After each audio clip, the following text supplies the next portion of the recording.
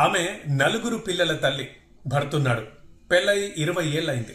ఆమెకి ఇప్పుడు 40 సంవత్సరాలు. ఇప్పుడు ఆమె తనకన్నా 15 ఏళ్ళ చిన్నోడైన, అంటే 25 ఏళ్ల వయసులో ఉన్న కుర్రాడితో ప్రేమలో పడింది.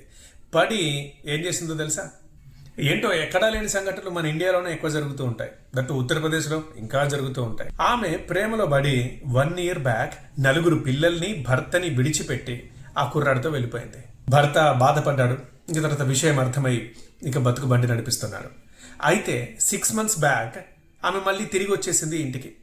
క్షమించండి, నేను తప్పు చేశాను, ఈ ఒక్కసారికి నన్ను విడిచిపెట్టండి, ఇంకా నేను ఎప్పుడు ఇట్లాంటి పిచ్చి పనులు చేయను, మళ్ళీ మీతో ఉంటాను అని అంటే ఆ భర్త తన సహృదయంతో ఆమెను క్షమించాడు, ఇంట్లోకి రానిచ్చాడు. మళ్ళీ పిల్లలు, భర్త, భార్య కలిసి ఉన్నారు. అయితే 6 నెలలు అయిందో లేదో ఆమె మళ్ళీ తన ప్రియుడితో ఇంకోసారి బయటికి వెళ్ళిపోయింది. ఎవరికైనా ఏమనిపిస్తుంది? ఈసారి ఇంకా బాధపడ్డాడు భర్త. ఇంకా స్టేషన్కి వెళ్ళి కూర్చున్నాడు. వాళ్ళని పిలిపించి, సార్ ఈమె ఇలాగే చేస్తూ ఉంటుంది, మళ్ళీ 1 yearకో 6 నెలలకో తిరిగి వచ్చి మళ్ళీ క్షమించమని అడుగుతుంది, నేను మళ్ళీ ఇంట్లోకి రాణించుకోవాలి, ఇవన్నీ నాకొద్దు, నేను పేపర్ మీద రాసిస్తున్నాను, ఈమెకు నాకు సంబంధం లేదు, అసలు ఈమె ఇంకొకసారి నా ఇంటికి రావద్దు, నా పిల్లలు నేను కలిసి ఉంటాం, బతుకుతామని చెప్పాడు.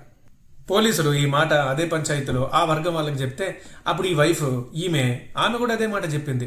నేను ఇంకొకసారి రాను, ఒకసారి అంటే తిరిగి వచ్చి తప్పు చేశాను, ఈసారి రాను, నేను 25 ఏళ్ళ అబ్బాయితోనే ఉండిపోతాను, నాకు పిల్లలు వద్దు, భర్త వద్దు అని చెప్పేసింది. దీంతో ఇంకా పంచాయతీ క్లోజ్ అయిపోయేసరికి ఎవరికి వాళ్ళు ఇళ్లలోకి వెళ్ళిపోయారు. ఇంతే, ఇదే కథ. సంతోషించాల్సింది ఏంటంటే ఇందులో ఎవరూ చనిపోలేదు, ఎవరూ చంపలేదు. కానీ బాధపడాల్సింది ఏంటంటే భర్త బాధపడ్డాడు, వద్దన్నాడు. భార్య లేదు, నేను ఇతరుతోనే ఉంటాను, నాకు అవసరం లేదు ఇల్లు పిల్లలు అని చెప్పేసింది. కానీ బాధ ఎవరికి? ఆ పిల్లలకి. 4 పిల్లలు, 2 కొడుకులు, 2 కూతుళ్ళు.